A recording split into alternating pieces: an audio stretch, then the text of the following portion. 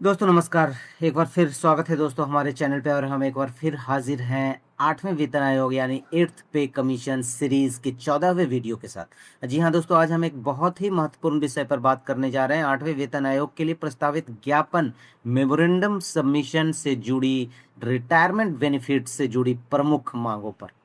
अगर आप सरकारी कर्मचारी हैं या भविष्य में इन लाभों से जुड़े हैं तो वीडियो आपके लिए बेहद जरूरी है। इस वीडियो में हम बात करेंगे gratuity, one rank one pension civilian के लिए, leave encashment, commutation, family pension और एचआरए एलटीसी भी रिटायरमेंट बेनिफिट्स में मांग की गई है। तो अगर आप पूरी जानकारी चाहते हैं तो इस वीडियो में हमारे साथ बने रहें और अंत तक इस वीडियो को जरूर देखें। और हम, जैसा कि आप जानते हैं, हर वेतन आयोग सरकारी कर्मचारियों और पेंशनर्स के जीवन स्तर को बेहतर बनाने के लिए बनाया जाता है। 8वें वेतन आयोग से भी उम्मीद है कि यह न सिर्फ सैलरी स्ट्रक्चर में सुधार करेगा बल्कि रिटायरमेंट के बाद मिलने वाले लाभों को भी अधिक व्यावहारिक और न्याय संगत बनाएगा। तो बने रहे दोस्तों हमारे साथ वीडियो में। हम प्रमुख जो मांगे हैं एनसीजीसीएम का जो मेमोरेंडम सबमिशन में मांग किया गया है उसकी प्रमुख बिंदुओं पे हम चर्चा करेंगे दोस्तों। और जैसा कि आप स्क्रीन पे देख रहे हैं दोस्तों, ये एनसीएम जेसीएम स्टाफ साइड का ये लेटर है। Central government employees memorandum submitted to 8 central pay commission on common service matters of central government employee and existing pensioners demand 14 April 2026 का है। और इसमें जो है रिटायरमेंट बेनिफिट इसमें कवर किया गया है। Death cum retirement gratuity under OPS NPS UPS, one rank one pension एक नई मांग जो सामने आई है दोस्तों, इसके बारे में भी हम बात करेंगे। Leave salary, leave encashment, pension commutation और अदर जो वेलफेयर मैटर है उसके बारे में भी हम विस्तार से बताएंगे इस वीडियो में। तो हम बात करते हैं दोस्तों, सबसे पहला जो रिटायरमेंट बेनिफिट में आ रहा है death cum retirement gratuity. Gratuity जैसा कि आप जानते हैं बेसिक पे और डीए और completed 6 month period of qualifying subject to a minimum of 16.5 times the involvements and the monetary ceiling of rupees 25 lakh. Monetary ceiling जो इसका 25 लाख है उसको बढ़ा के 75 लाख करने की मांग की जा रही है। All these revised benefits should be extended to employees covered under NPS and UPS schemes. और इसको जो एनपीएस और यूपीएस स्कीम में जो एम्प्लॉय कवर हो रहे हैं उसके लिए भी ये सीलिंग लिमिट को बढ़ाकर 75 लाख करने की मांग की जा रही है। All categories of central government employ, central government employ के सभी कैटेगरी के लिए रिटायरमेंट ग्रेच्युटी का जो सीलिंग लिमिट है 25 लाख से बढ़ा के 75 लाख तक करने की मांग की जा रही है दोस्तों। We further propose that the 8th CPC may recommend to calculate gratuity at half a month basic pay plus DA for each completed 6 month period of qualifying services। अभी बोल रहा है कि आप महीने के आधे बेसिक पे को डीए के साथ प्लस करके आप ग्रेच्युटी कैलकुलेट कीजिए। जो पहले 1/4 ऑफ बेसिक पे का जो कैलकुलेशन था उसको बदल के हाफ ऑफ बेसिक पे कैलकुलेट कीजिए। तो ये इसकी इनकी प्रमुख मांगों में एक है दोस्तों, ग्रेच्युटी को बढ़ाने का। अब हम बात करते हैं दूसरा जो सबसे इंपॉर्टेंट है, वन रैंक वन पेंशन। जैसा कि आप जानते हैं वन रैंक वन पेंशन केवल आर्म्ड फोर्सेस के लिए लागू किया गया था। अब उसी की तर्ज पे कर्मचारी यूनियनों का मांग है कि वन रैंक वन पेंशन को जो आर्म्ड फोर्सेज को दिया जाता है to remove disparities civilian employees तक भी इसको एक्सटेंड किया जाए। Similarly, there already exists complete parity in pension among constitutional authorities such as judges of the Supreme Court, High Courts and the Controller or Auditor General of India regardless of their retirement date। इस सभी तक बढ़ाने की बात की जा रही है। फौजियों के अनुसार सिविलियंस को भी accordingly the one rank one pension principle should be extended to central civil pensioners insuring parity in pension without artificial cut-off dates based on retirement. The fitment factor for revision of pension should be at par with the same recommended for employees। Civilian employ के लिए भी one rank one pension की मांग की जा रही है, फौजियों के वन रैंक वन पेंशन की तर्ज पे। तो ये बहुत बड़ी मांग है दोस्तों अपने आप में। हम देखते हैं कि अब सरकार इस पे क्या कदम उठाती है। सरकार की तरफ से अगर मांग किया गया है कर्मचारियों से तो सरकार को कुछ हद तक इस पे विचार तो करना ही होगा। नेक्स्ट आता है दोस्तों लीव सैलरी लीव इनकैशमेंट। जो 300 दिन का लीव इनकैशमेंट जो मिलता है ईएल इनकैशमेंट, उसको बढ़ा के 600 दिन करने की मांग की जा रही है। And also full reimbursement of available HPL of the employees while on superannuation retirement the 8th पे कमीशन में kindly recommend for the same. जो लीव इनकैशमेंट 300 दिन का जो अभी तक ऑथराइज है, उसको बढ़ा के 600 दिन करने की मांग की जा रही है। अगला है दोस्तों pension commutation, restoration of commutation of pension after 11 years. अभी हम जानते हैं कि कम्यूटेशन का जो रीस्टोरेशन होता है वो 15 साल के बाद होता है।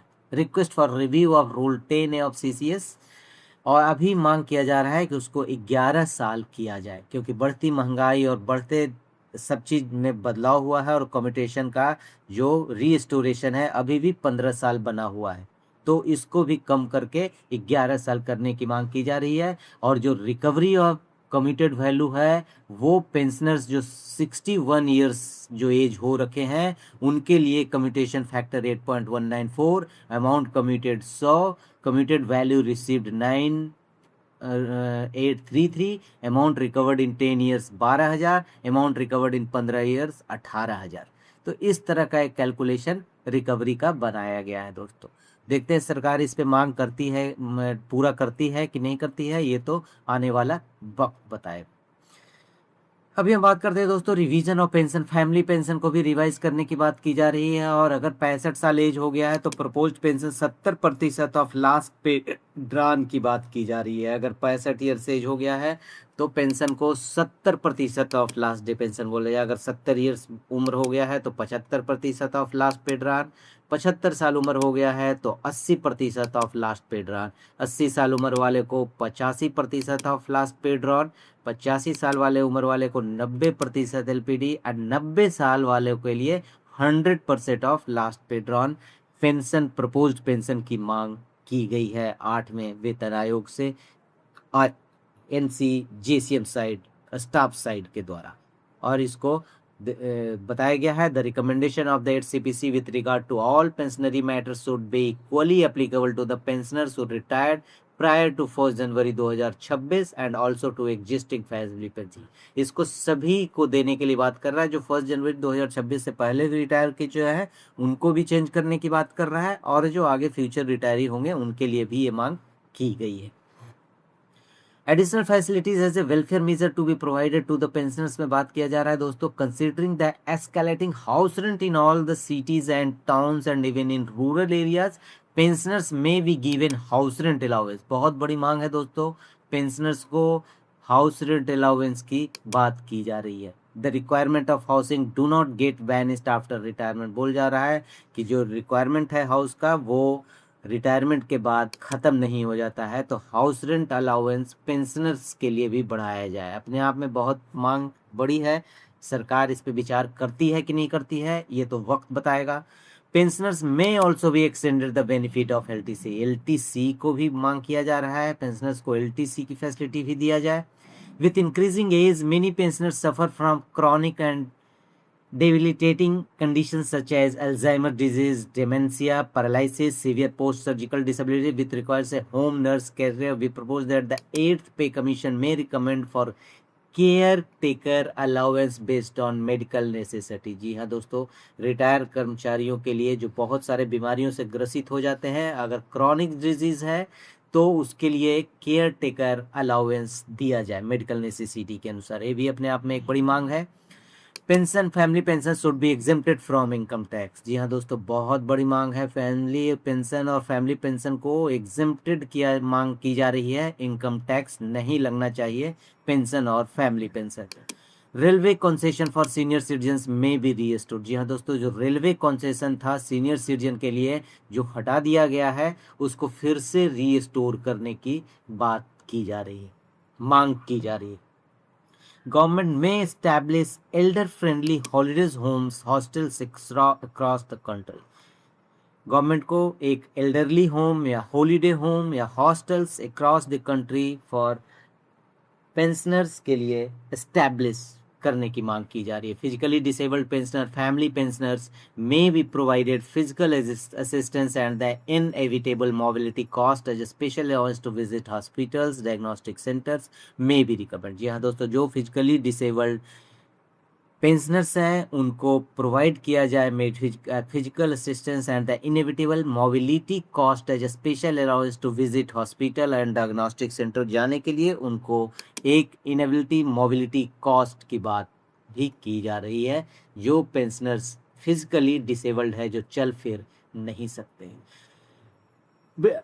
और लास्ट और सबसे इंपॉर्टेंट है दोस्तों, ओल्ड पेंशन स्कीम को रीस्टोर करने की बात की गई है। The government decision to replace the defined and non contributory pension scheme by NPS to those employees who joined central government service on or after 1 January 2000 not only going backwards but an illegal step in the right. बोला जा रहा है कि 1 जनवरी 2004 के बाद जिन्होंने employment लिया है उसको ओल्ड पेंशन स्कीम में शामिल नहीं करना अपने आप में एक इलीगल स्टेप है, और इसको वो लोग बढ़ाने की बात कर रहे हैं। Imposed on A sanction of section of central government employees and it is discriminatory. The subsequent UPS introduced by the government with was also rejected by the central government employees के द्वारा UPS जो लागू किया गया था 1 अप्रैल 2025 से, उसको भी रिजेक्ट कर दिया गया। Out of more than 26 lakh जो NPS एम्प्लॉई है, only 1.22 lakh around 4.5% migrated to UPS। Only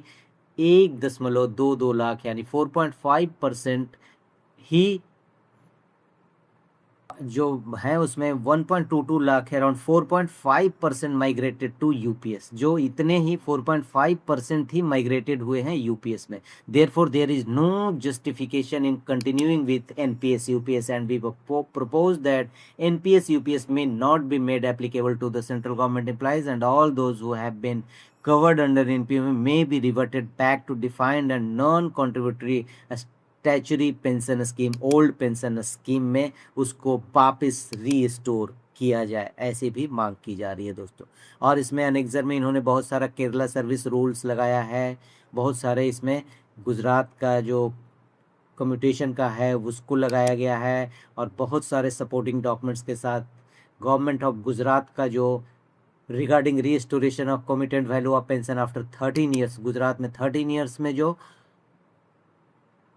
commutation का रीस्टोरेशन हो रहा है उसका हवाला दिया गया है, और बहुत सारे इंक्लोजर के साथ ये चीज़ सबमिट किया गया है दोस्तों NCJCM द्वारा रिटायरमेंट बेनिफिट के अंदर।